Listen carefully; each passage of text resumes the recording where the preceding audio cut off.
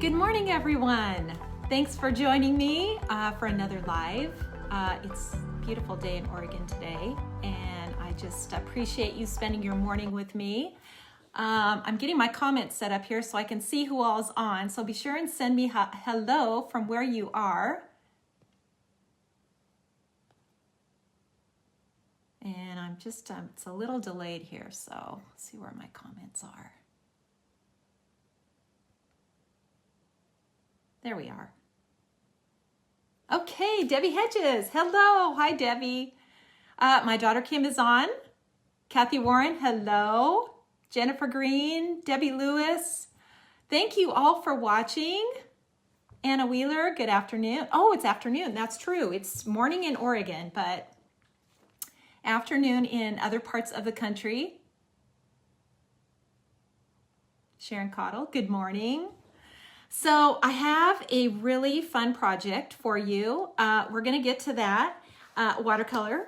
And so last time, I don't know, how many of you watched the tutorial on YouTube last week? It was a whimsical one, and I had so much fun doing it that I thought I'm going to do one more. I also have the challenge winner that I'm going to announce. But the project today is, can I just show you guys like how many pens I'm using? This is so, look at this. I think I have 12. Pretty sure I have 12. This is so unusual for me. Anybody who's been watching me for very long knows that I am so simple when I use pens. And I usually always say, you know, probably no more than 3 or 4 colors, maybe 1 accent color. And I have about used every single pen in my pen holder. So this is going to be very colorful. Let me just show you what it is. So here is the project, and it is whimsical, but I have several things I want to teach you, and I am going to be using one of the simple scenes. So I've got a few lessons in here for you, and that's why it looks so busy. It's very busy. It's loaded with color, but it was so much fun. And part of it was the inspiration I got from the stamp group. So those of you who maybe are new to watercoloring, there is a stamp group on Facebook. It's a private group. It's called Art Impression Stamp Group. And they post a lot of watercolor. And these people on that site are amazing artists and have grown a ton as artists. And so when I had the challenge at the last live, I said you need to use a bridge and you need to use water. And what they came up with was amazing. And it was so fun to go through there and see what everybody had, you know, put together. And so I saw some whimsical ones that were just so darn cute. And so it inspired me to do just one more. I had to do just one more whimsical one. And of course, when it's whimsical, it is full of color, loaded with color, and extremely busy. So that's what the project is today. So I'm going back to my comments here. I see Dot on, Linda, hello, Valerie, hello, Deanna. Thank you guys so much. Oh, in New Zealand, oh wow. Mary Nielsen, we lived in New Zealand and visited Hobbit town. Oh, how fun.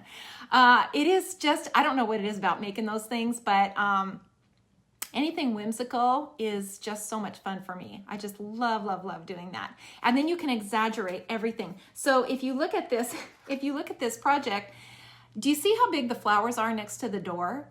That shrinks the door down. And so when you exaggerate things like that, you make things little. So when you're doing a Hobbit door like this and you put those big blooms in, it makes that door feel really, really tiny.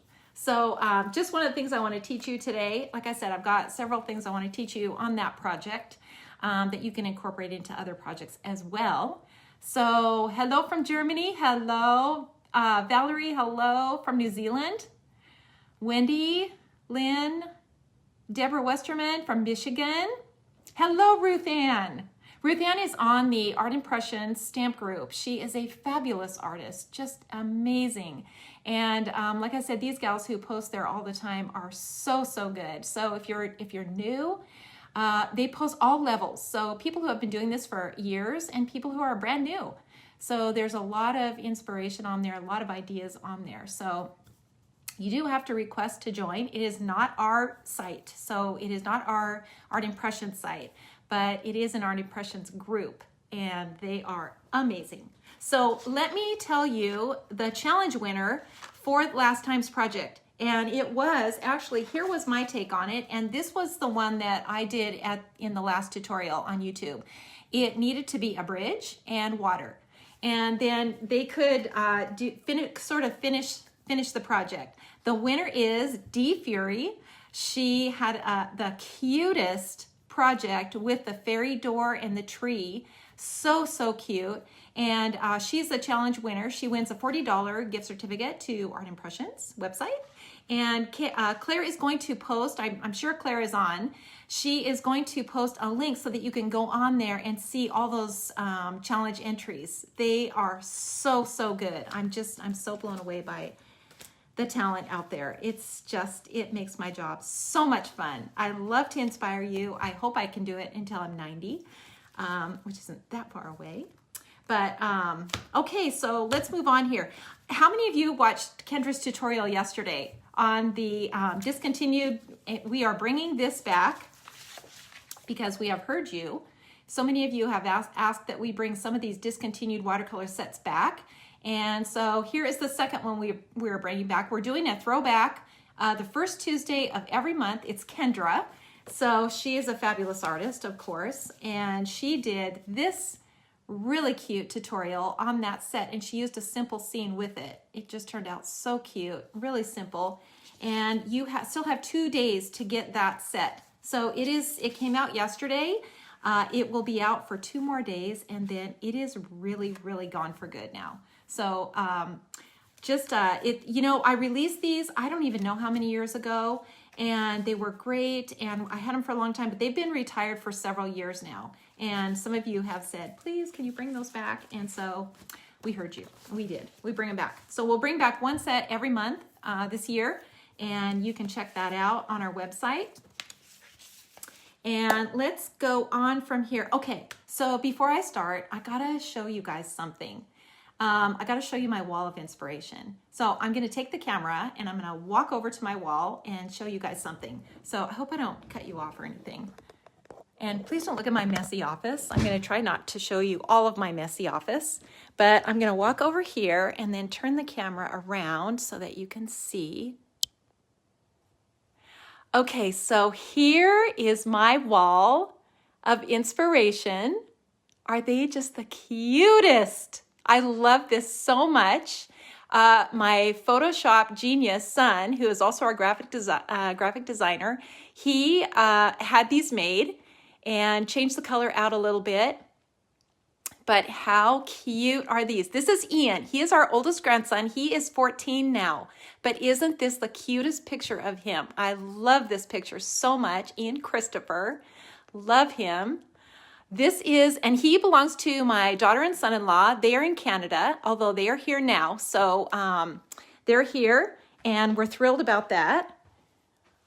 This is Faith Anna. She is now 4. She turned 4 in December. She is Joel's little girl. She's the middle in his family. He has 3 little girls. She is a pistol and just so cute and so fun.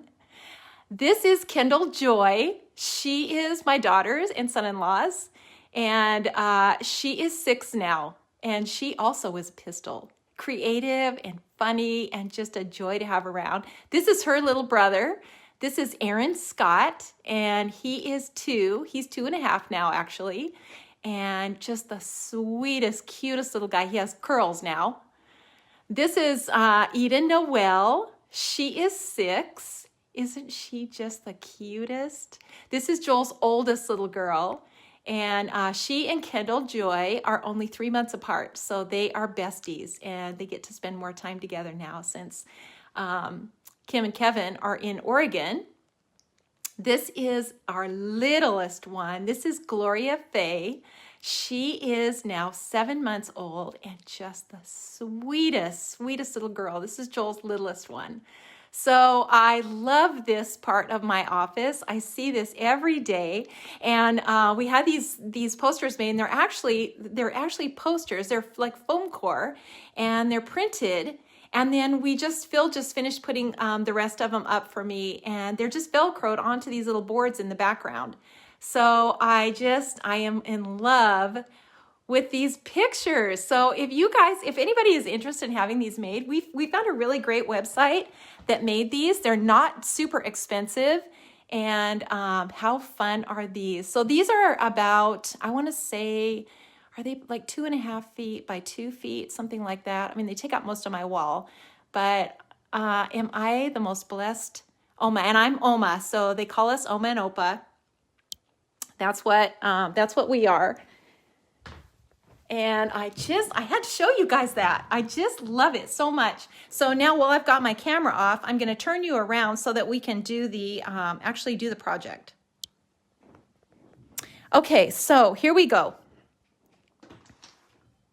What a wealth. Yes, I'm still, okay, so Kendra, when she was doing her project, she did a great job of watching the comments and still doing the project. So I'm going to try to do that, to be better at that. And so if you have questions, be sure that you put those on there. And I've moved my iPad so it's a little better to see in front of me. So I'm hoping that I can do as well as she does by answering the questions. And then I will try to hold things up too so that you can see them clearly. When you're doing these little projects, sometimes you miss the details. So let's get all of this out of the way and get my here's another thing, you guys. I have so many stamps. I think I have 16. That might be a record for me because I have so many little things in this. So much fun to get. Oh, somebody said they have 7. Wow. Beautiful children. Yeah, yes, we are. I'm Oma of 2 girls. Yes, I love that. Well, our kids had an Oma. So Phil's mom was Oma, and that just carried over to us. So we are very blessed, Oma and Opa. Okay, so here is the project for today. And I'm going to show you what I'm going to be using. Here is the project from last time. So if you haven't caught this one, it's on YouTube still. This one will be on YouTube. So it will stay archived on Facebook and then it will go to YouTube. So the thing about the lives is I feel like I can go a little slower. I'm not in such a hurry to keep the videos short, on YouTube. So I do feel like I can take my time a little bit, and the whole point of being able to take my time is so that I can answer your questions as I'm going. So I'm going to really, really try hard. Mine are 18 and 21. Oh, wow. I can't believe how fast these little ones have grown. I'm just shocked. I mean, the 6-year-olds, they were just born, and here they are. Just goes by so quickly. Okay, so this was the one from last time, if you like whimsy.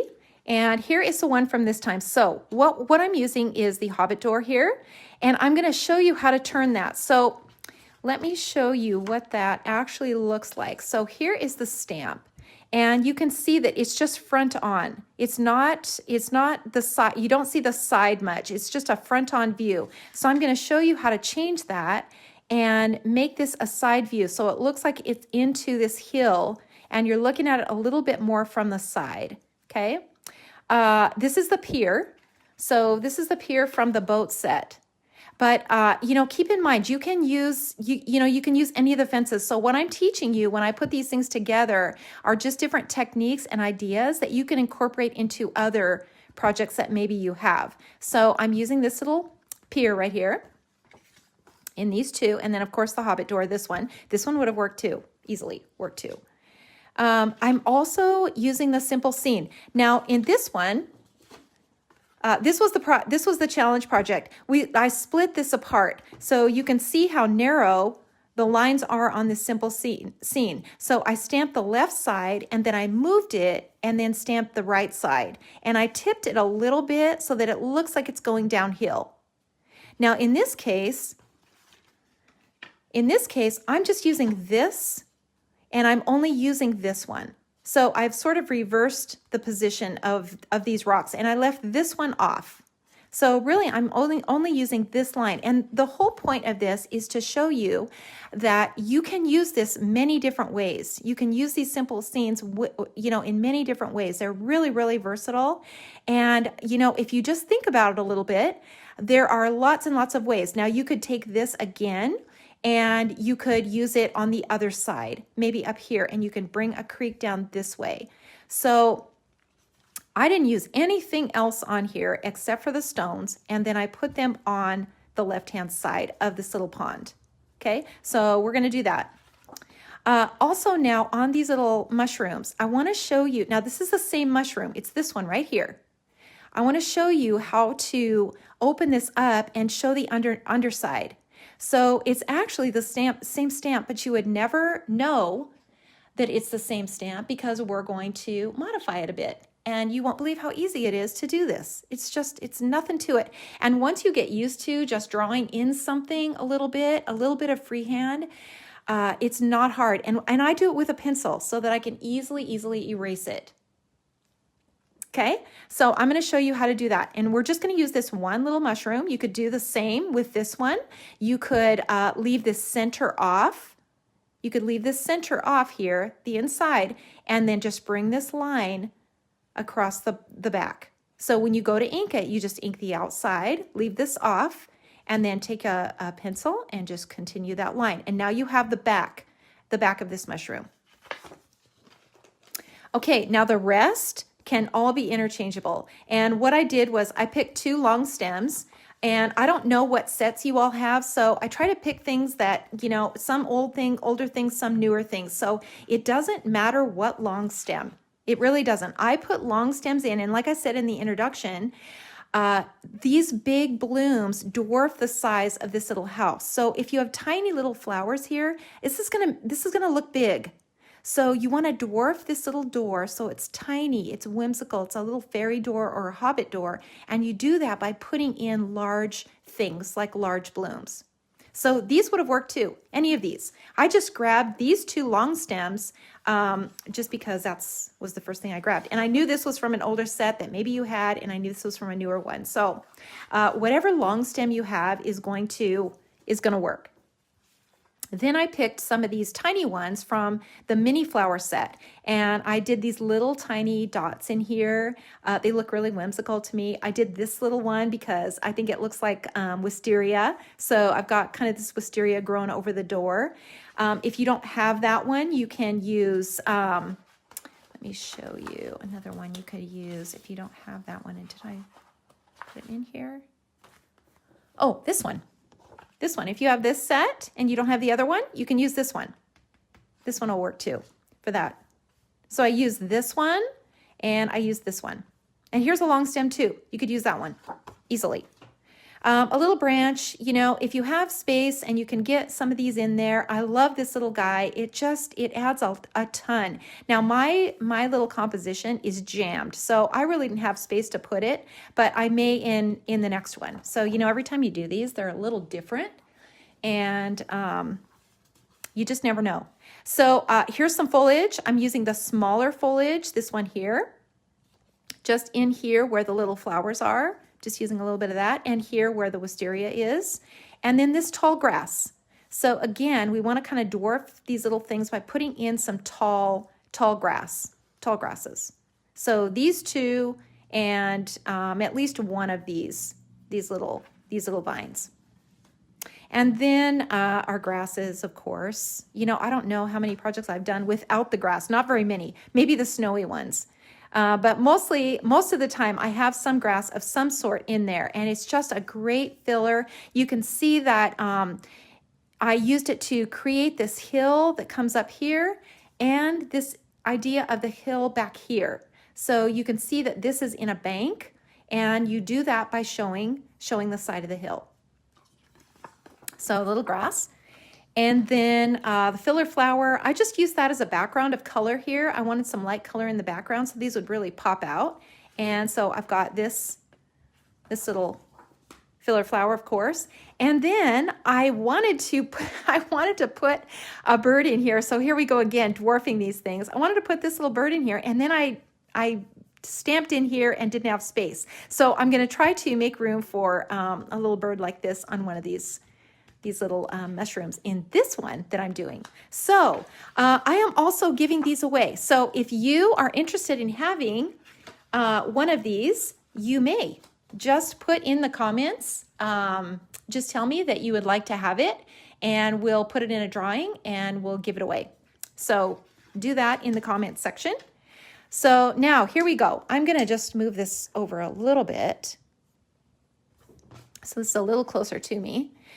So what I have done now is take a piece of watercolor paper, and I made a square, and this square that I made is a 3 by 4, which is the size of the large block. And I just, because it's easy, I traced around it with a pencil, and then I used Post-it tape to make a border. Okay, good. You guys are commenting, great. I thought that might have been a question. Yes, just comment on there if you would like to have that. I will be happy to draw a winner and let you have that. So this is what I used. Now, this was a question on Kendra's tutorial. This is what she used too. So I have used this for a long time. We carried this on our website, but this is Post-it tape. They don't make this one anymore. So we have not had it on our website, but it is on Amazon. So there are different widths. You can kind of look on Amazon, just look up Post-it tape, and there are different widths and things that you can use. But the neat thing about it is it comes off really, really easily. And it's great for a mask when you want to mask off the area. And when you're doing something this busy and complicated, it's really nice to have that border to kind of frame it in. You don't really have to worry about where everything's going and where it's ending. You know, the water, you don't have to worry about that. The sky, the hill, where's the hill going? You can kind of box it all into a frame. And I think that, when you're doing something like this is a really good idea. And then when you go to trim it up, you can leave some of this white on here. It's so cute. It's just really cute. So that's why I'm doing it that way. I do frame things in, and I do it the other way too. So it just kind of depends on what your preference is. Okay, so with all that being said, let's get going and get the basic images stamped on. And here they are: the Hobbit door, the pier, the mushroom, and the simple scene. So these are the basic images. And once we get these in place, then we just fill in. So it's really, when I'm putting something together, let me just tell you this. When I'm putting something together, I usually just stamp the basic images in, because I can always fill it in and just see how that composition looks, rather than trying to color everything and stamp everything in. And when you're doing something a little more complex like this, you do have to plan it a little bit. Where's everything going? How am I going to have to stamp over anything? And, is there room for everything, and size-wise and perspective? So when you're doing these complicated, little scenes, they're so fun, but they do take a little bit of time and preparation. So this is what I do. I take things that I think are going to work together, and then I stamp them and kind of look at it, and then decide if I need to move anything. Sometimes I just put them on my my little plexiglass and move it around like this, so I can kind of see where everything is going. So I am going to be using my positioner a lot. This is the best tool. I love this tool. And for those of you who don't have one or haven't used one, it's a great way to place your images without guessing. You don't have to guess where they're going, and you can see through the plexiglass and see exactly where to put it. So I'm going to start out with the little Hobbit door, and I'm going to use my positioner. I'm going to place it into the corner like this, and then I'm going to ink this up. And I'm going to use two colors, so the dark brown, 969, and then I have a designated blue, because this always gets muddy, and so I have a designated blue just for inking my stamps, because when I go to ink them, sometimes the brown, if you're inking the blue second, the brown is on here, and you ink the blue over the top, and it does get muddy. It does get your pen muddy. So I have one that I use to ink my stamps, and I have one that I use for my palette. So fortunately, they're not super expensive, so it doesn't really matter. Okay, now on here, you can see this is a really complicated stamp. It's got a lot of pieces on here. I'm just going to use this part. So only this little landing, and I'm going to start out with the blue and just color this whole thing with my marker. Positioner is off. So I'm going to keep trying to look at the comments. So if you have any questions about anything, Kim is on and Claire is on, so they can answer questions too. So now I'm going back over the top with the dark brown. So this is the 969. And then I want to hang a few little blooms and stuff over the top. So I'm gonna stamp this on here first. Stamp this into the corner so I can see. And then I'm gonna take a little bit off of the side. I'm just gonna take some of this off because I want to hang some flowers over the door. And now I can kind of position this where I want it. And I want it kind of in the corner. I want to make sure it's straight. And I think that's probably pretty good there. Is that straight? That looks straight to me. Like that.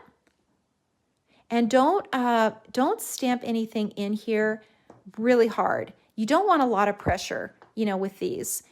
They're really, we don't want huge outlines. We don't want to see thick lines on things.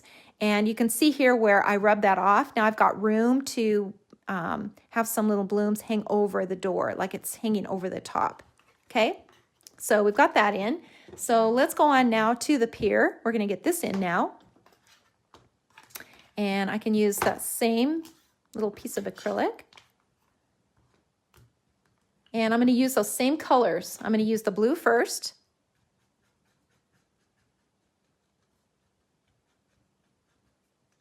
And then go right over the top with the brown.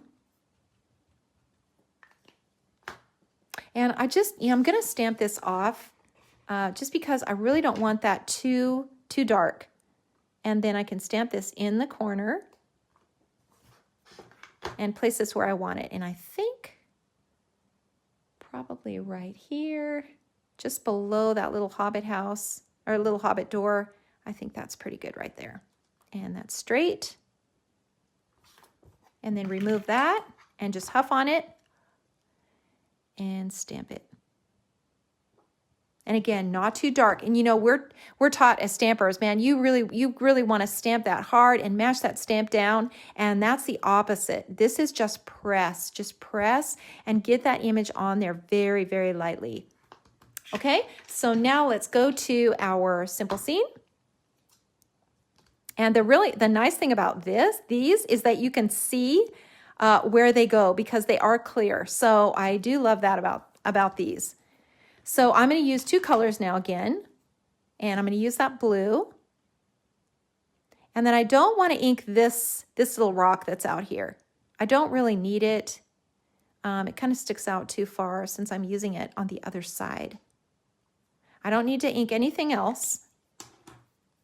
And then I'm going to go back over it now with the brown.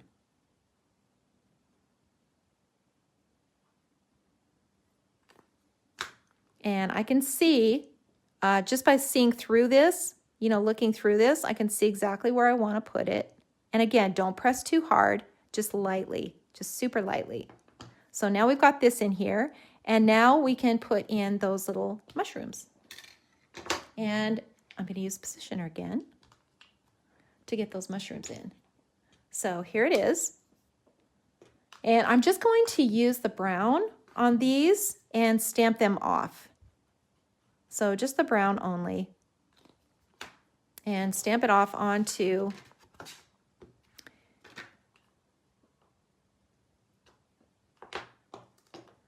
and I'm going to put one kind of off to the side, maybe like this. This is the one that we're going to turn and show the underside. So maybe I'll just move it up a little bit. Maybe I'll just move it right here. Huff on it. Stamp that in there. And now the other one, we're going to put just a little bit behind it. So I want to use a little Post-it tape and just kind of cover this. Just like this. And now I can kind of place this where I want it. And I think I'll just turn this one. Maybe turn it like this. And place it behind. I think that looks pretty good right there. And I think I can get one more impression just by huffing on it. Yep. Okay, so now we've got our basic impressions in here. Anybody have any questions so far with what we're doing? Any questions so far? Okay, let's keep going then. Now we want to show the background. So right now, the way this looks, it looks like a little door that's out in the middle of nowhere. And we don't know that this is water back in here. So I use a pencil just to kind of help me see where everything is going. So the hill is going to come down, and it's probably going to come down somewhere in this area like this. And you know, the thing about a pencil is you can erase it. So as soon as you're finished stamping everything in, you can erase this and take it off. I think the water will come around like this. And if you don't like it, erase it and draw it again. Now this down here, you know, where these little stones are, that isn't going to matter because we can add some grasses and stuff in here. So that's not going to affect anything. Now these little areas here, you can take those off. You can use an eraser like this. This is from Tombow. It's called a sand eraser, but it works great on watercolor, and it will take off any little lines that maybe you have on here that you don't really want. Like this one. Or you can just wash them out too. Now with these, you can see that we're going to, we need to make this door look like it's facing out and it's along the side. So we're going to start in the top with a pencil, and we're going to come down right next to this little door plate, and we're just going to make a line just like that. And that's going to turn the door. And now we have to make this line straight, and this line straight, and this line turned. Okay?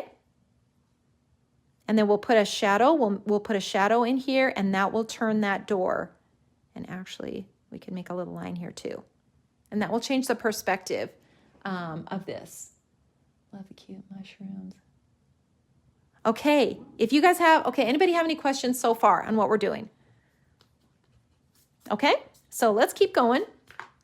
And I'm going to add some dots now to my little mushrooms. I'm going to do that with the Molotov because this can dry while we're doing all the rest of the work. So I'm going to just pump this. If you don't have one of these are so fun. They're really great. What they do is they protect the white areas, so you can stamp over them, you can color over them, you can add any kind of watercolor on them, and then you rub it off, and everywhere that's covered will stay white. So we can get these little whites. That's how I made these little white dots on these little mushrooms. Okay? Oh, actually, now that I saw that, we don't want those dots all the way down. So the nice thing about this is you can just take them off. So I can just take these off like this. I don't need those. So let's just do that. Let's just do that now that I've taken those dots off. So what you're going to do is you're going to start here, you know, and if it helps to start here, you can do that and bring a little arc over and just hook it down underneath. So let me hold this up so that you can see. So you're going to bring this line over, see, corner to corner, bring this, put a little bend in it, bring it over and down, just like that. And then you're going to bring this up, just like that. And then this becomes part of the underneath, little under section. Okay, and that's all there is to it. And when we go to add some color in here, we can put some lines in, but that's it. That's all you have to do. Okay, so let's get going with adding some color now. So I'm going to start with, with that little door, and you can, of course, color it however you would like to. And let me just find a palette here.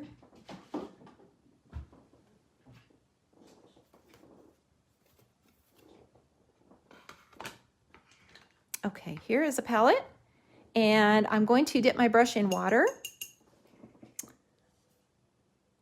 So exciting. Yeah, thanks, Ruth Ann. So exciting to learn these new tricks. You know what? It's the little things that make a difference. It really does. And sometimes, and I don't know if it happens to you, but when I look at a painting, sometimes I look at it and I think that is so good. And it can be something really, really simple. And it's these little tiny things that make a difference. The perspective, the shadows, all of those little things together, when you look at it, it just comes together. And when people are looking at your compositions and they just look at it for the first time, they will do that too. Look at it and think, wow, that is so good. What makes this so much better than someone who does a simple little Stampin' Color? It's the little things that make things three-dimensional. And that's what we're always trying to do, is make things three-dimensional.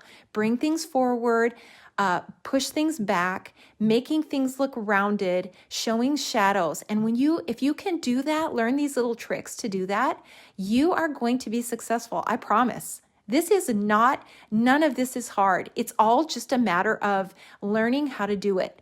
And I love teaching you how to do it. So I just think it is so much fun. My favorite thing is going on that Art Impressions stamp group and looking at how these people are growing as artists. It is amazing. And some of them have been doing it for a long time. Others are new, but they are growing in leaps and bounds. So if you need inspiration, or especially if you're new, check out that group. Ask to join. They are so encouraging and so great at commenting and helping and just, encouraging each other, because they all love doing this so much. And it's so fun to watch.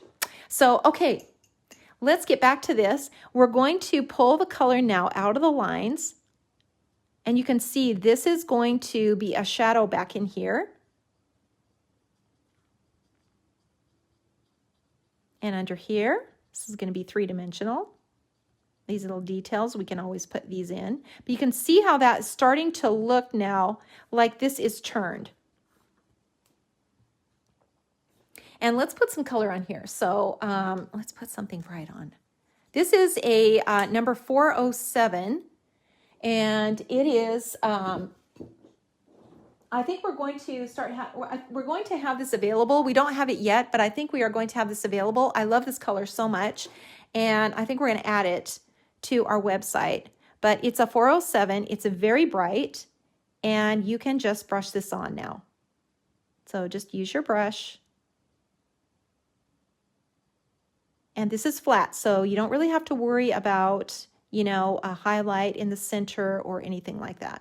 And we can add some more detail to this too.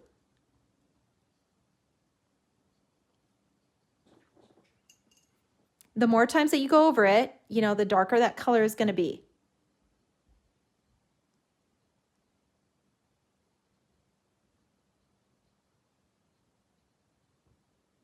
Okay, just like that. And then I'm going to add some of my dark blue now to my palette and mix this a little with this.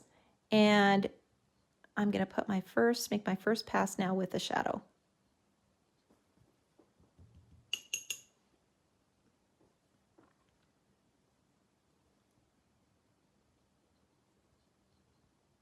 And we can come back in and do more of the final details later too.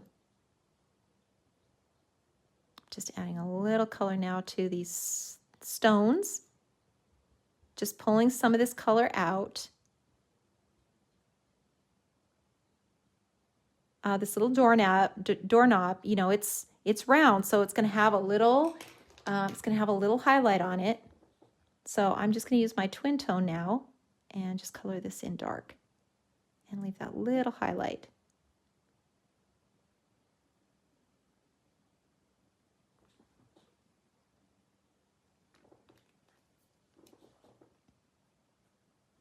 Anything that you miss, you can always put back in. That's never a problem. Okay, so I think I'll put a little color on that door plate. And I'm just going to mix a green. So that was the warm green. with a little brown. And this will change the color a little bit. So if you haven't tried doing this, it's really fun to mix your colors on your palette. Now see how that changed that? It turned it into more of an olive green from that bright green. So here's what it looks like. Here's that bright green. See how bright that is? See the difference here between the two by mixing a little of this brown into it? You can see how that changes the color, and you can do that on your palette.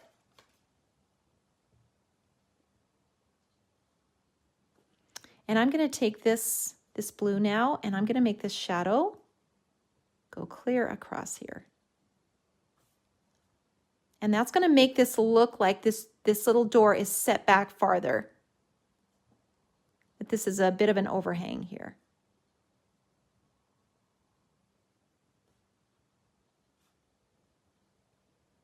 And let's put a little more color on these little bricks. And I've kind of left this open because, like I said, I want to put some vines and stuff and some flowers in there. So I want to leave that open.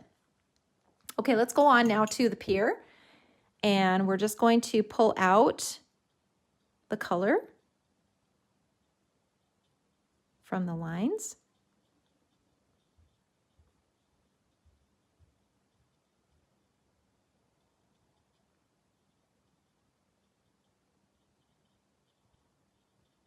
And drag some of this color out too. Just a little bit. Try not to color everything in solid. You know, even when it's a larger area like this, you know, there's always shadows. There's always shadows from clouds in the sky, from things overhanging. And so it's better to not color everything in line to line. And I'm just putting these little posts that are in the back here in the shadow. And we can come in and add some more color to that. Now I really like this mix of brown and green. So I'm going to put a little of this onto this pier as well. It looks kind of mossy and rustic.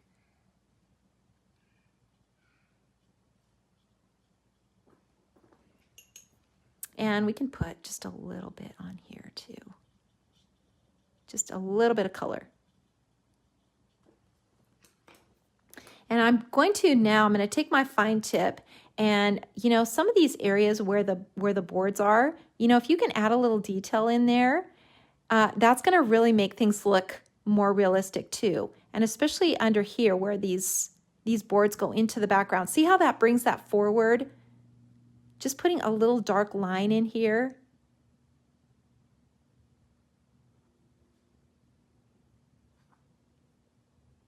You know, and if you feel like you get too much, just wash it out. Just wash it out with your brush. But some of these boards, maybe they're cracked, maybe there's a hole in here. You know, it's old. But here's what I mean by washing it out. You can just wash it out again. Just take your brush and just blend it out.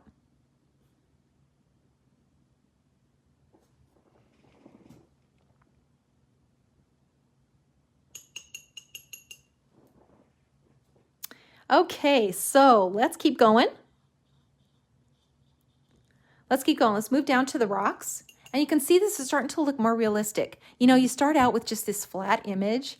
It's just amazing, the transformation. And, you know, I don't know if you do this, but sometimes I have my starting composition, it's just flat. And then I will do a final. And by the way, I never get it right the first time. So don't ever feel like because you did it and it's not perfect that you're not good, because I don't know how many years I've been doing it. Many years I've been doing this. I never get it right the first time. Rarely do I get it right the first time. I always go back and restamp it because I always think, I like this more in front. Maybe I'll pick this stamp instead of this stamp. You know, I like this structure better. You know, I like these colors better. And the neat thing about this technique is that you don't have hours and hours invested in it, that you can't do that. You can't just go back and restamp it. You know, it is just, it's not like a painting where you have spent, you know, many hours already and then you mess it up and you decide, I don't like that color combination. and then you have to go back. Okay, so we're going on to the rocks now. And now these are domes. So these are going to have highlights on them. And that just means that you don't want color on the very top. So we're going to concentrate the color on the bottom of these little rocks. And you're going to pull that color out from the bottom and leave the top with a highlight. I can't tell you how important this is. It is, because if you don't see that highlight on here, they're just gonna look flat. They're gonna look flat. They're not gonna look like rocks, and it's very, very hard to fix that once you've colored everything in solid. You can, if you find that you've done that, just make sure that everything down below is darker than the top. And you can come back on with, maybe you have a gel pen like this, a pigment, a white pigment. You can go back and add some highlights on here, but it's much easier to just leave that white area. Always make sure when you're coloring something that is a contour like this, it's a dome or rounded, that the sides or the base, if it's a dome, the base is darker than the top. If it's rounded, the sides are darker than the center. And then you will have something that's rounded and contoured. You can add a little color. Once you get your confidence, and I've seen this so much with people, once they get their confidence, they really start kind of branching out on their own and trying different things. And there's something about that. Adding a little bit of color, extra color, maybe some mossy color on here. You're going to make things look more and more realistic if you do that, if you're not scared to do it. And, you could take this little row of rocks and stamp it like 5 times and just practice pulling the color out of the lines and adding color into it. And let me hold this up so that you can see. They're kind of small, but you see what I mean by leaving that highlight on the top, makes them look rounded, and then adding little color, a little extra color in here, makes them look more realistic. Okay, so let's go on now to our little mushrooms. These are so fun to do, and I'm going to I'm just gonna put color on this one first, and we've got to have a red one. And you can use whatever colors you want on these, but I just feel like there has to be at least one red one on here. I don't know why that is, but I'm going to make this one red. Again, this is a dome, so you want to see that highlight, on top. You don't want to color clear to the top. Clear to the top, and it is tipped back, so here's where the highlight is, up here. And the more times that you go through this, now this red is number 885, and it's not super dark, so you do have to go over it a few times. And you could just leave the center a little bit lighter. That's going to also add a little bit, but you want to make sure that highlight is at the top. And then the darkest area, of course, would be down below. And then I'm going to really clean my brush out because, when you get that red on your brush, it will come out if you don't clean your brush really well.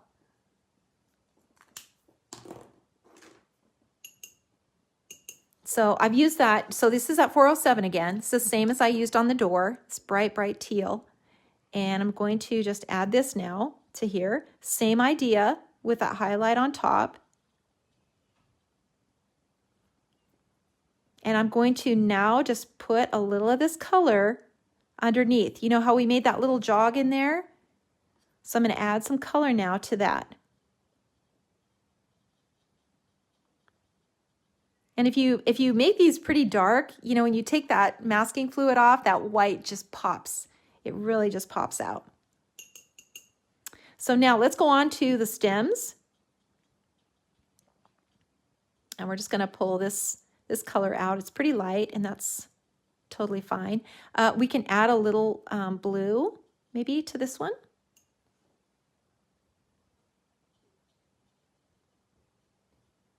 And then I'm going to use some warm brown. So this is the 947. This is a warm brown. And I'm just going to take some of this and add it to here, to this little part. And here's the dark. So I'm going to add the dark brown with it too, so I can mix the two together. And you know, if you put a little dark line underneath, that kind of lifts that up. It's the same idea here with the step.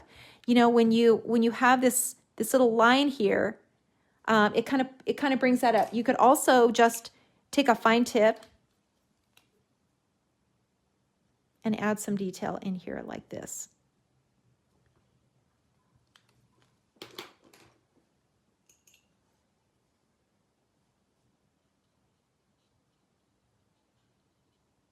And then let's take some of this really, this light brown and just brush in underneath here. Just slightly. And I'm going to take this, and actually I think I'll go to my tiny little brush. This is the number 1, very tiny. And I think I'll take this and just add some detail in here. Just like that. That's all you have to do. And maybe a few little lines in here.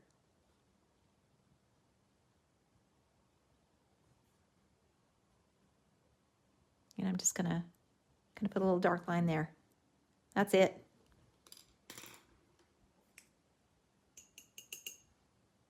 And then I'm gonna take some of this dark and just put a little shadow in here underneath. And then maybe just a little shadow under here. And really, we don't have to do a ton because this isn't the focal point of the composition. So you don't have to worry about every little detail in here.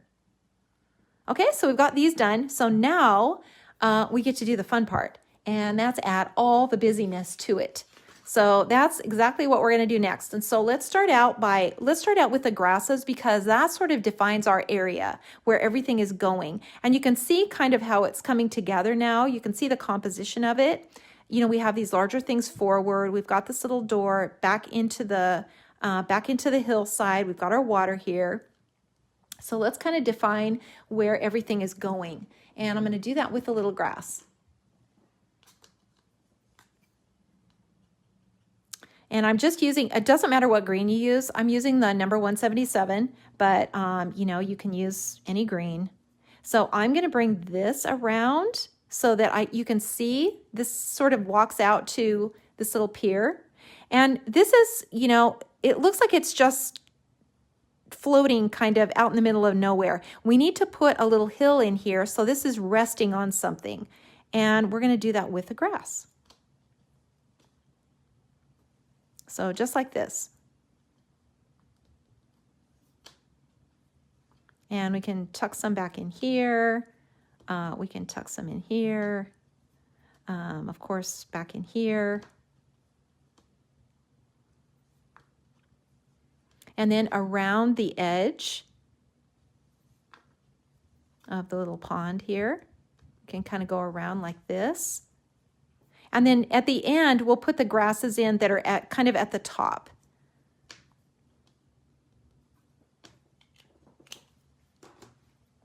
So now let's add the water to that and just kind of pull this color out.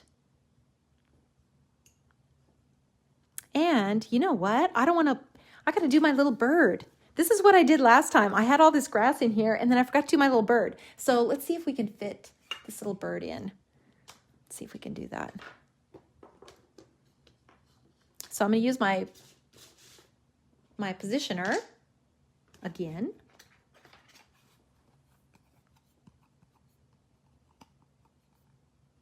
Let's clean off some of this.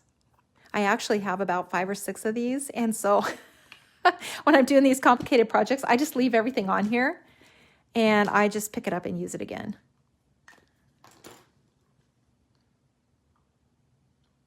Okay, so now I've got my little bird on here. I think, could I just fit, maybe if I turned him a little bit, where could I put him? I think I could fit him right there. Let's do that. Huff on it.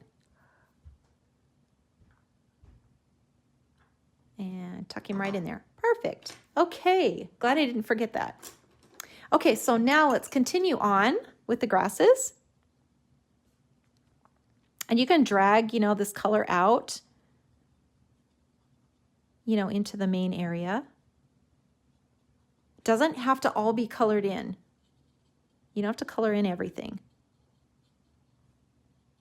And we're going to be adding more details too, so this is just the beginning. And when you're doing these, you know, these little pictures with a border, you want to make sure that the color gets clear up to the border so that you can see that line. And I'm just going to drag some of this down now to the water line. Okay, starting to come together. And you can see how this now defined this area where this little pier is. So let's go ahead and put the water in. And I'm gonna really, let's, you know, when we're whimsical, we're doing whimsical, like bright colors are just it. So I'm just gonna use this really, really bright blue in here and just brush this in.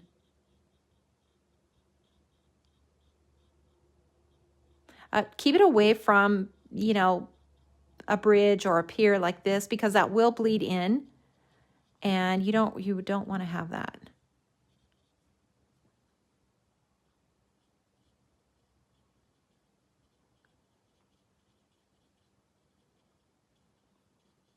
And just kind of keep your hands straight, you know, as you're brushing this in. Leave, you know, a few little white spaces as you're coming forward. And then just get that color up to the rocks.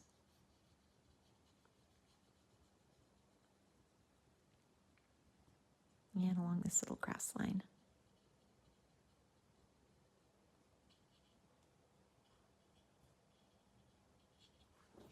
Okay, so now we can come back in with some darker colors, you know, back in the background.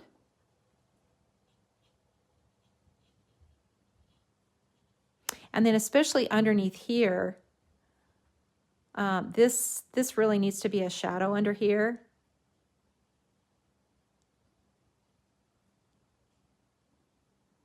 This would be really, really dark underneath that pier. And you can see how that changes everything just doing that one little step.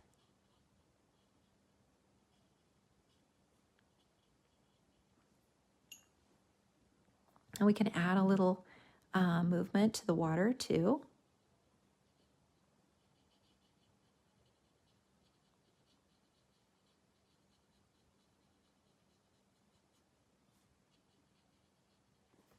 Okay, so let's continue on here. Anybody have any questions so far? I'm looking at my questions. I'm looking at the comments here. Everybody with me?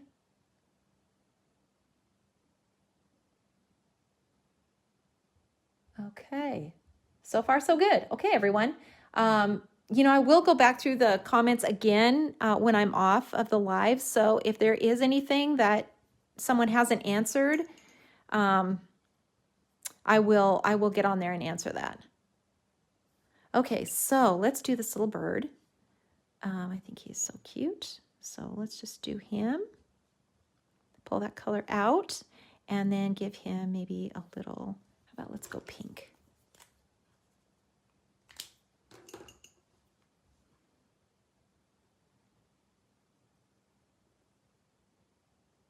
Give him a little pink chest. And just kind of blend this up.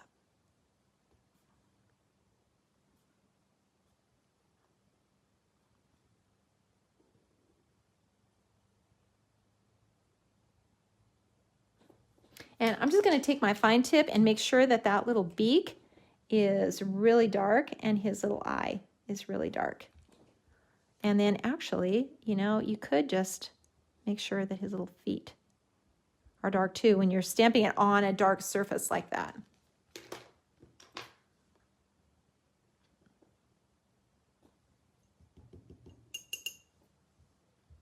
Let's get a little more pink on him.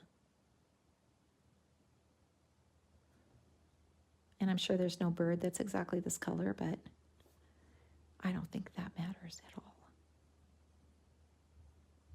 Okay, so we got him on there. So let's keep going. And I'm going to put this area in now above this little door. So I'm going to use a different green now. This is the 249. And start using some of this little foliage here. So let's use this one. And we're just going to kind of go up and over. Let's go this way. Let's go this way. And then maybe some in here and in here. And I'm just going to add a few in here like this.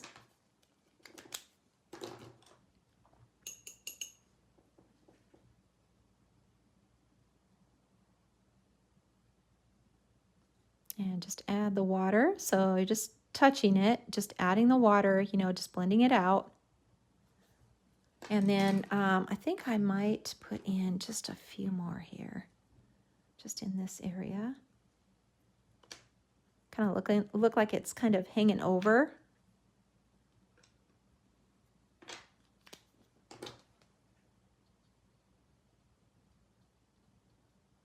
And then just add the water. You know, if you like a lot of detail, you don't have to add this much water. You know, it just kind of depends on what you like. And, you know, the more that you do this, you will see that your style will start to come out. It really will. And you'll start noticing that your compositions look different than mine. They're starting to look like your own. And some people like that really watered out, you know, watercolor, more abstract look. And other people are more detail oriented and like to see the detail. So either way is right. And you can do it either way. Now I can use either of these little, whoops, that's not the one I want, this little one. Where did that little one go?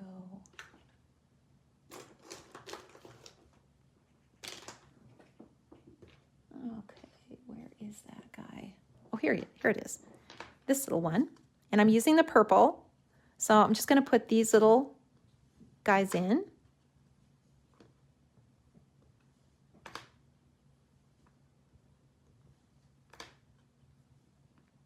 And then put a few in here like this.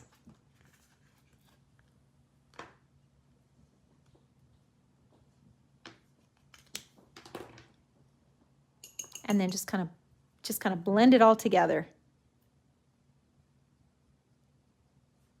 They look like wisteria blooms, kind of go in every direction.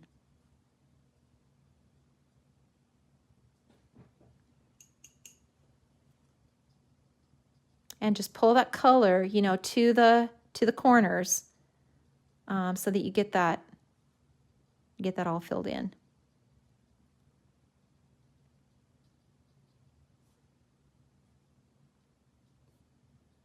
And let's just pull some of this across this little path too.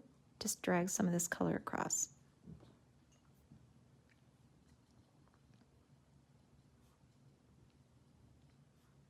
You can always pull some of the color out from these basic images, you know, if you want a little more color in the background.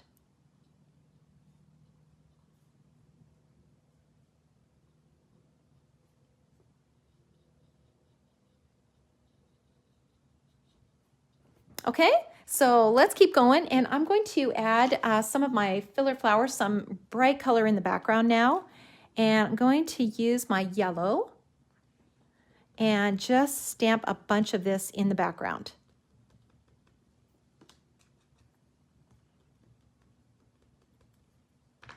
I really want something light so that I can stamp those big blooms over the top.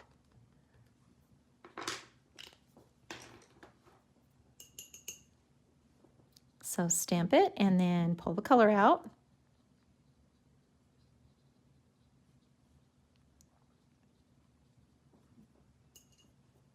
Always pinch your brush off. You can't see this, you may not be able to see that I'm doing this, but I'm dipping my brush, just the tip, and pinching it off.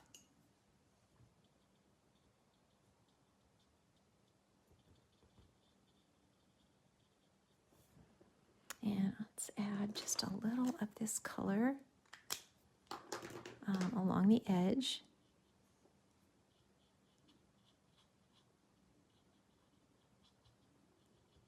Like this. And let's add something bright in here now. So I want to really get, I want to get some bright in here. Clean that yellow off. This is how I clean it off. But you can use a baby wipe too. I do use baby wipes. And you know, you're just kind of stamping it randomly in a circle, just kind of all around. Because, you know, by the time you add the water to it, you know, you're not going to see these blooms. They're too far in the background, so you're not going to see anything individual. You're just going to see the color, the bunches of color. You can kind of blend this into the yellow. I just love yellow and pink together. So pretty.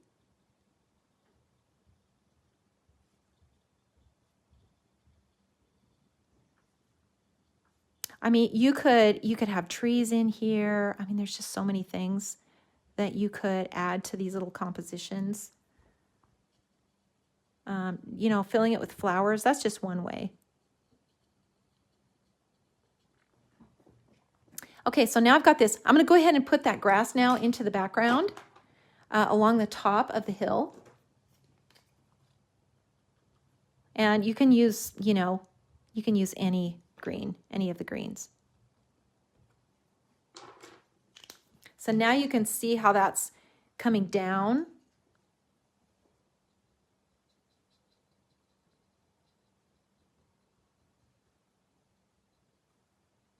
And I'm going to add just a little bit of sky color in here. Just really light. Whimsical blue sky.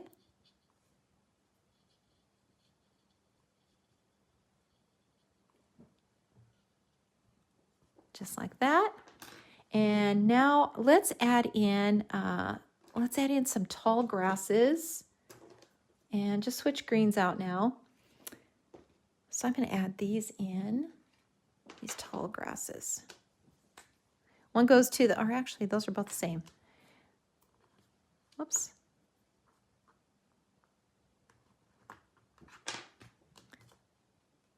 So I'm going to add some of these in here now. Just these little accent grasses. They can just go anywhere. And they really, really change the look of everything. I think they make it look way more whimsical. We can hang them over the pond. Like this. You can, you know, depending on how much you ink, you know, of them, you can ink just the tops if you want them a little shorter. But you see how they really pop when you put them against a light color like that.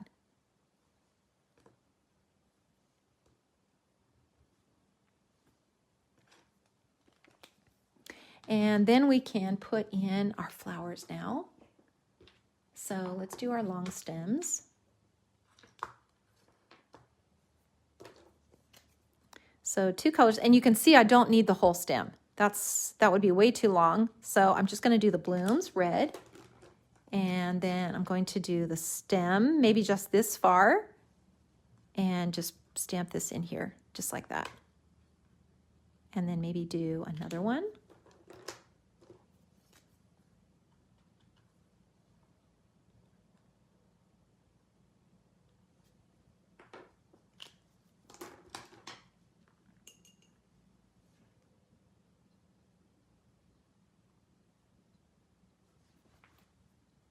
Add the water, and let's do the next one. So I've got that guy in. So let's do the next long stem, which is this one. And let's do the bright color. How about a purple? Actually, how about a blue? Let's do the blue. Let's do that bright blue. Just loving this color. And again, we don't need that whole stem. So maybe just part of it. And then we can just kind of stamp it in here.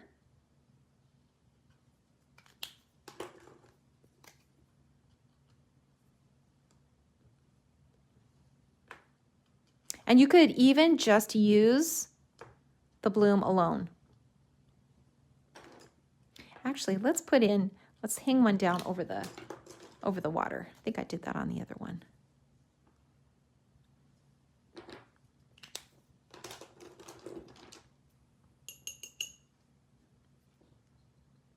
And then just add the water.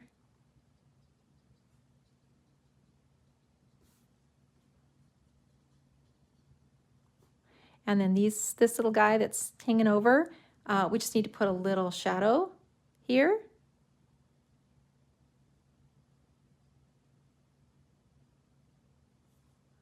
And then maybe just a little color in here.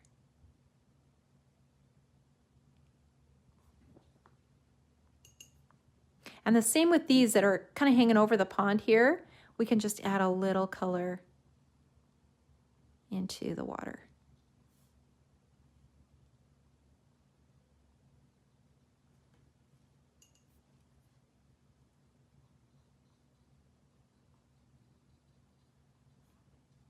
You don't have to really add any water to these accent grasses. You can kind of just leave them as they are. It's kind of up to you. Okay, so let's add in the little dots, these little dots, and let's pick another color, purple.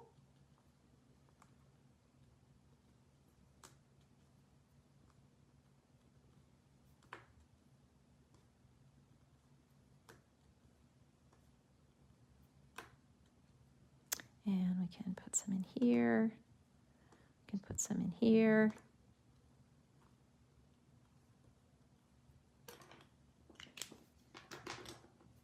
You can do as much of this as you want.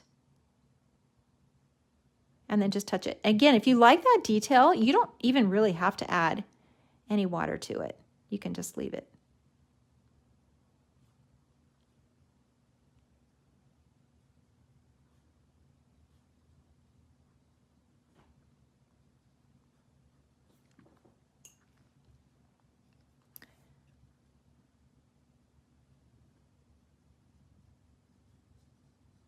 Add a little more color in here. You can just go back and just add details wherever you want. You know, the hardest thing I think is just knowing when you're done. I don't know if you all have that problem, but I have that problem too a lot of times, is just knowing when to finish.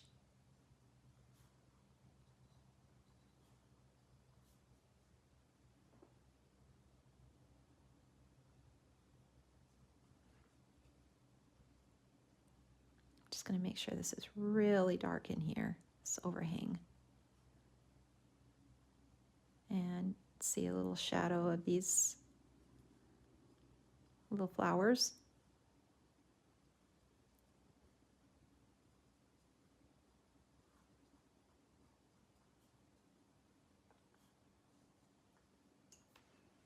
And let's add just a little of these shadows onto this pier. There you go again with the extra color, just adding a little bit more color on there.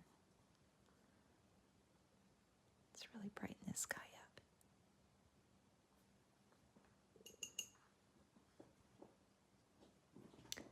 And let's see, what am I forgetting?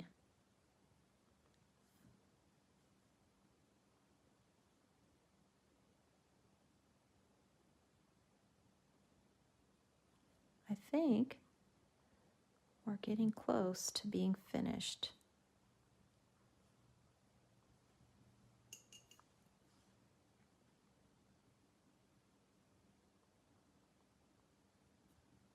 Okay, let's do a little detail on this door. And I'm just using a gray, the fine tip, and just making some little boards on here.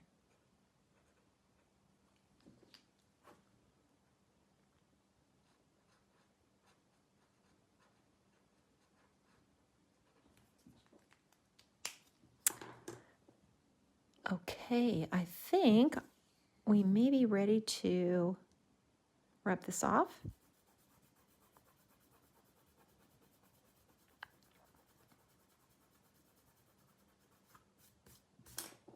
That looks good. And anywhere that you see that you still have a little spot, you can just go over it with a little pigment pen and really make that white. You could also go in here and just add a few little white blooms. This is really fun to do, especially where you're over the dark color.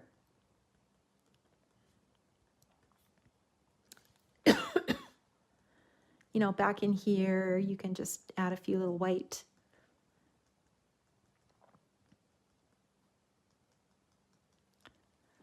Excuse me.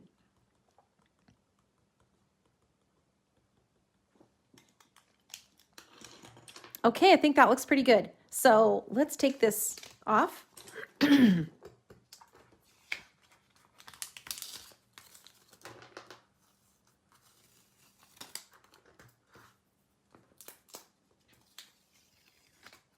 And there we go. Got our little painting done. So of course, we need to sign and date. 21. And then go ahead and use your pencil eraser and just take this pencil line off. And any other pencil lines that you have in here that are showing. Most of the time, any pencil lines that you draw on the actual image are gonna kind of disappear. By the time you stamp and, you know, color over the top, you're not gonna see any of those lines.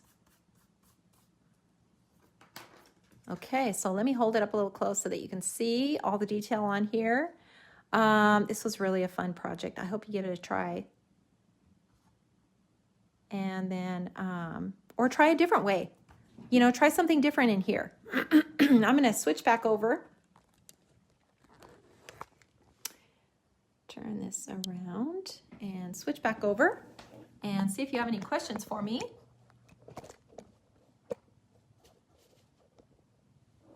Okay, move my little stand out of the way. Anybody have any questions? Can you please remind me the size of the square? 3 by 4. And I just, like I said, I just picked a block that I had and traced around it. So whatever is the easiest way, you know, if I'm doing a circle, I just find a jar or a circle and trace around it. It's so much easier than trying to measure something, for me anyway. Whoops, I don't know why this is crooked here. Okay.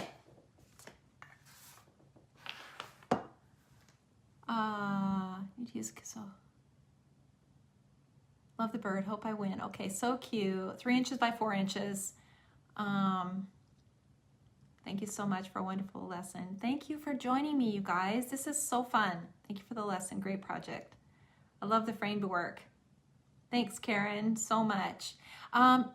Is anybody on here that is a beginner, has never tried this before? Do you want to see a 5-minute quick how to get started tutorial? I mean, I can show you something in 5 minutes if you want to stay on. So tell me if there's anyone on here that would like to stay on for 5 more minutes and just watch a beginner project, like literally a beginner, how to start doing this if you've never done it before. I have a bunch, but not enough. Oh, thank you so much. You know, the fun thing about these is that they really are versatile. So just because I'm using a long stem, and by the time you start adding to your collection, if you've got long stems, then, you know, it doesn't matter which one you grab. It really doesn't. Arlene Fever, sure. Okay. Karen Kelly, show us. Okay. Yes, definitely. Okay, you guys. You know, some of these projects, they seem like they're really challenging, but honestly, the difficulty level is all the same. It's just that you're using more stamps. You are maybe using the positioner a little bit more, but honestly, it's all just the same. So let me show you how to do something. This is the beginner of beginner projects. This is the simplest way to start. You really just need 2 probably three stamp sets to start. This is what I would suggest are these two. This is flower set 1 and foliage set 1. This one has the little grass, the vines. This one has 2 long stems and that filler flower that I used. So these would be really great to start with. And then I would suggest a container set like these, one of these two. Either of these would be great to start out with. So a set of foliage, a set of flowers, and you can put together a simple little project like this. I mean, I can show you that in like literally 5 minutes, and I can stay on here just for 5 more minutes and just show you that, because I know there are people that are starting out and sometimes it feels intimidating to begin, and you don't know where to start, you don't know what to get. And this is the best way to just give it a shot and see if you like it and see if you love it. And then there will be plenty of inspiration later. So let me grab this back again and let me go back and switch you around again. And I will show you how to get started.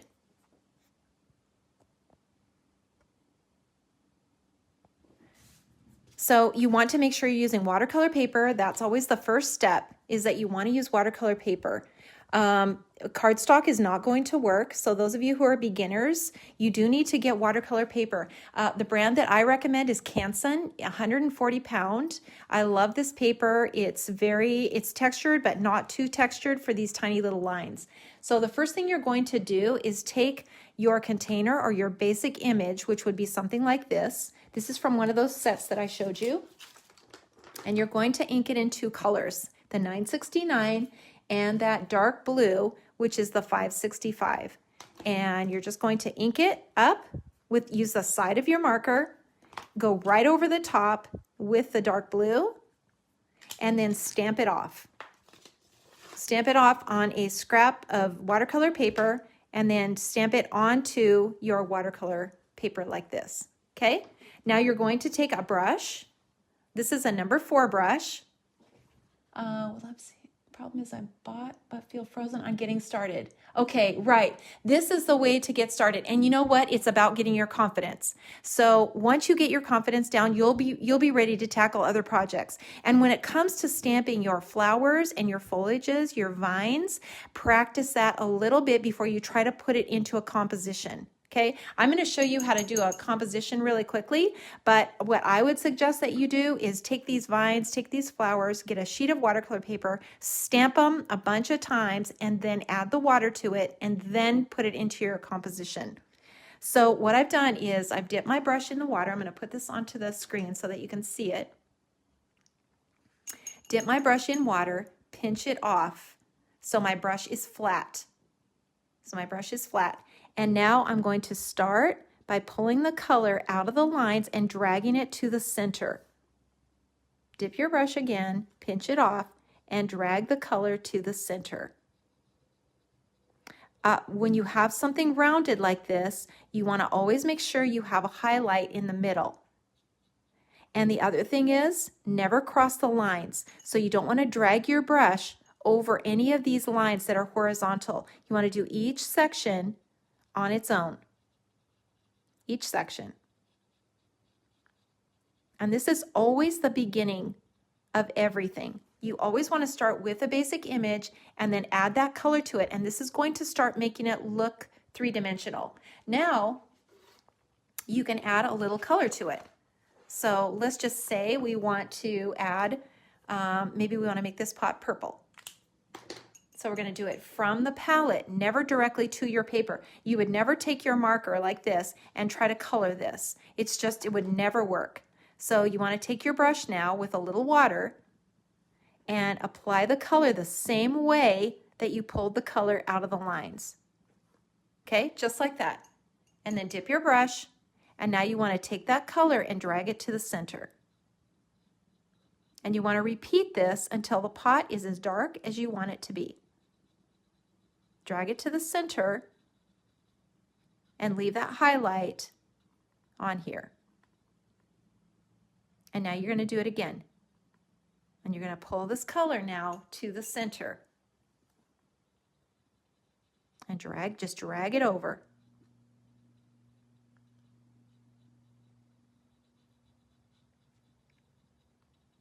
Drag it over to the center. As long as the sides are darker than the center, you will have a rounded container. See, even this area back here too. And now you can add, you can add some detail to it. So maybe you want to add some detail, something like this.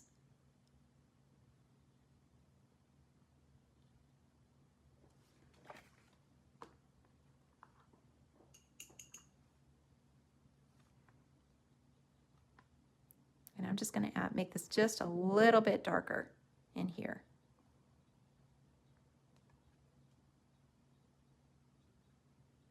On the sides. So always make sure the sides are darker than the middle. And then you have something that's three-dimensional. And I put that on there before it was really dry. So I'm just going to take my fine tip and just go over it like this. Okay, so now we can do the inside. So let's ink some of the foliage. Here's one of the foliages that are in that first set. And you're just going to go over it. Actually, let's get the actual foliage that's in that set. Here's the one that's in that set. And you're going to just stamp it 1, 2, 3, 4, 5, about 5 times. 1, 2, 3, 4, 5. And you can see that dark to light. You want to see that dark to light where you stamp that, and when you add the water, the dark will come forward and those light impressions will go back, and it will be three-dimensional. And you can just keep pulling. You're just dabbing at this, just dabbing, just touching it, just like this, and pulling that color out of the lines. So let me hold this up so that you can see. See how that looks three-dimensional? If you were to just stamp that,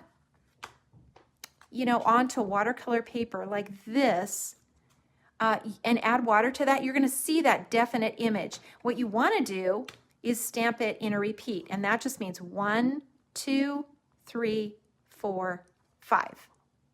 So over and over again until you have that dark one in the center, and then you have these light ones around it. And when you add water to that, it's going to look like this. And then you go to add your filler. This is that filler flower that's in that first set. And we can just ink that up. And you're not going to try to stamp it like this. You're going to stamp it in a circle. 1, 2, 3, 4, 5. Again, you want to see that dark to light. Dark to light. So let's go ahead and do that. 1, 2, 3, 4, 5. 1, 2, 3, 4, 5. 1, 2, 3, 4, 5. And maybe another one down here. And maybe a tiny one over here.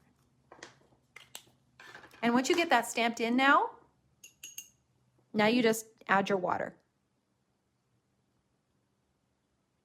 And you're just touching it. So there's no strokes. You're not painting at all. You're just touching where you've just stamped and softening those lines and just kind of blending it together. And the biggest learning curve really is how much water to use. And that's why I say, take your vines like this one, take your vine, take your filler flower, stamp it 1, 2, 3, 4, 5, 1, 2, 3, 4, 5, all the way across your paper, and practice taking that color out of the lines. And once you have that down, you're good to go. You're good to go. So now let's take a long stem and put that into the background, and we can actually just take one that we used before. So here's the one we used in the project. Let me find, here's a purple, that will work. So here's one of the long stems, 2 colors. This is why we use markers, is because we need 2 colors to put these on. 1, 2, 3, 4, 5. Never add water to these vines, never. Those are to stay as they are. You always add water just to the little blooms, just to these. And so you have dark ones and you have light ones. And when you add the water to it, it changes the shape a little bit so that you can't tell that it's a stamp. And it will just kind of do its thing.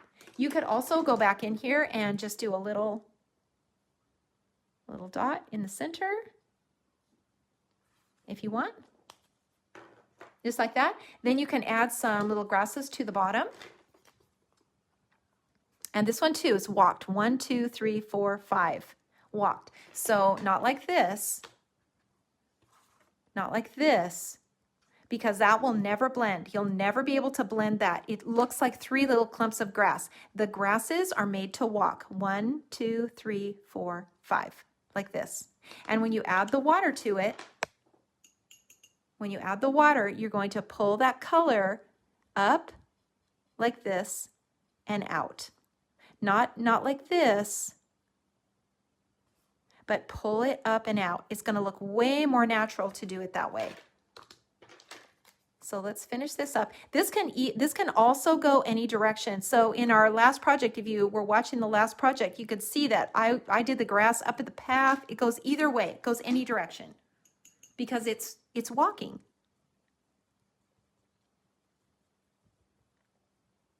And you can just pull that color, pull that grass just up and out. You could also take some of these vines like this one. This is the same one that I put in the pot, and maybe grow one outside.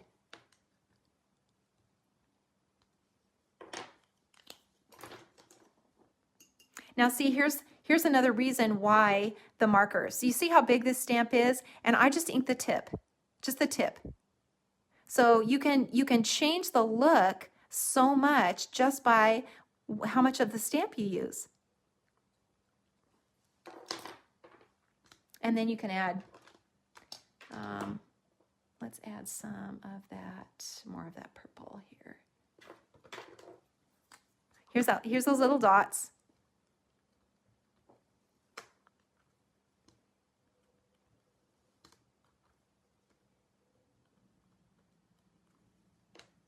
You could put a few of these up in here too if you wanted. Look like little baby's breath. And you can leave these if you like that detail. You don't have to add any water to it, but you can. Just touch. You're just touching it. This is why you want to practice with the water, because you just need a tiny bit. You don't want to have too much water on here. Okay, you could put a little color now into the background if you want some sky.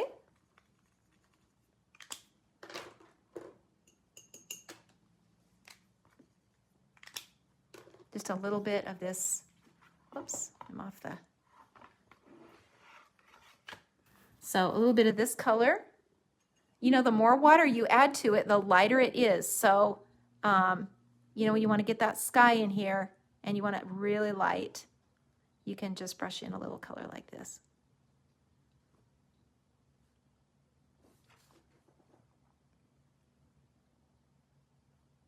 And like I said, just make sure that that container is darker on the sides.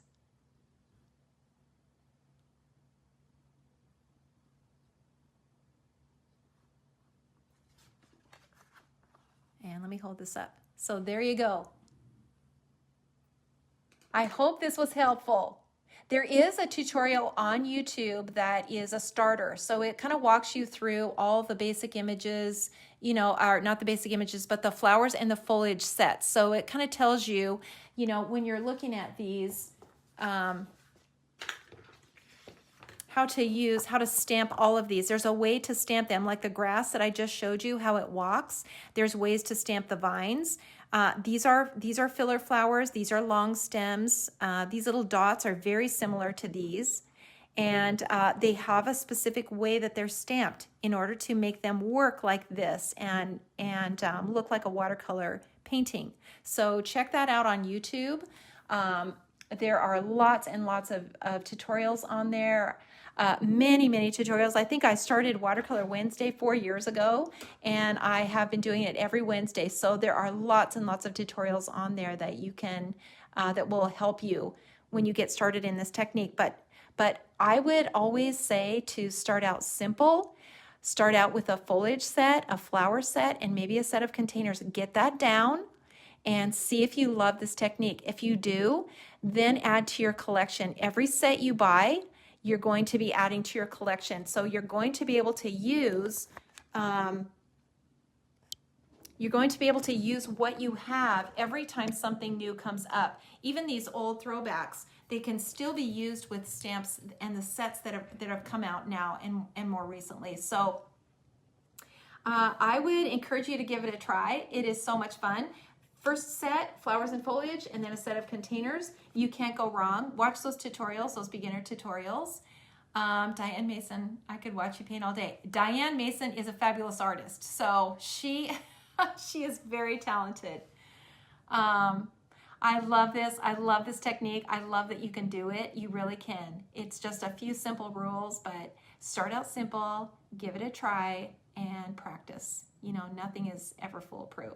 So any more questions on here that I can answer for you? If not, I will be back on YouTube next week, so I will have a new tutorial on there. And then I'll be back live again in 2 weeks. So every other week I'm on live. Check me out on Instagram. You can do any of this now, especially you that are beginners. You can do this in a journal. You can do it in a journal or in a Bible, in a hymn book, textbook, dictionary. You can do it in any book, a scrapbook. You can watercolor on those on that paper. You have to just prep the page. You do have to prep the page. So follow me on Instagram, Bonnie Krebs Bible Journaling, and there are tutorials on there on how to do this in a journal. There are also some on Facebook that are archived on there. So lots of inspiration. Leave me a question if you have a question. And congratulations again to our challenge winner. I'll do that again. That was really fun. I'll start a project and I'll challenge you to finish it. So I'll do that again. And I will see you guys all on YouTube next week. Follow us on Facebook and YouTube, of course, and Instagram. We appreciate it. It means a lot. We appreciate your comments. I appreciate that you hang out with me. This was a long one. This was an hour and a half, but I feel like sometimes the projects seem too complex, especially for beginners. So I want you to know that you can do this, and there are lots and lots of simple projects that you can start with. So Karen Kelly, I use them in scrapbooking. Yes, I love that. I have used them in several books, journals. It is a way to personalize a journal. You just prep that page. You brush on the ground. Here's what it looks like. It is called Golden Absorbent Ground. This is available on our website. There are tutorials on how to put this on YouTube. You brush it on, let it dry, and what it does is it turns your paper into a watercolor canvas. And you can do any of these projects, like this one that I just showed you. You can put this in a journal and personalize it. So those of you who have little planners, there are some tutorials on Facebook that are archived that kind of walk you through how to do journals like that, how to stamp in a journal, how to prep your page, and the sky is the limit, you guys. Were those watercolor markers? Yes. So what I'm using are Tombos. These are Tombos. They are water-based markers, and you must have a water-based marker. So those of you who are starting out, you cannot use a alcohol marker or colored pencils. You can use them in addition to what you're using, colored pencils, but you cannot use a solvent or a alcohol marker. It just is not going to work. Okay, Wendy, yes, got to try this for my planner. There is a tutorial on Facebook that's archived for planners. So I did some little tiny like button ones, and in fact, I think if Claire is still on, is that tutorial or that idea sheet, is that still on our website, Claire, that had the little buttons on it for planners? If so, you could email Claire and I can get that to her. But there are little buttons that you can make that you can watercolor in your planner. So buttons are still on site. Great, check that out if you want to do that into your planner. Okay, you guys, thanks for hanging out with me this long. This was a marathon, and I appreciate it so much. And I will see you guys all again next week on YouTube. Oh, somebody just, okay, one more question. I just see it on here. Does the ground dry clear? Yes, it does. The ground dries clear. Marvies are great. We used to use Marvies, but we have a conversion chart for the Marvies. So Marvies to Tombos, Tombos to Marvies. Okay, I think I got them all. I think I really got them all this time, you guys. Okay, I will see you all next week. Thanks for watching.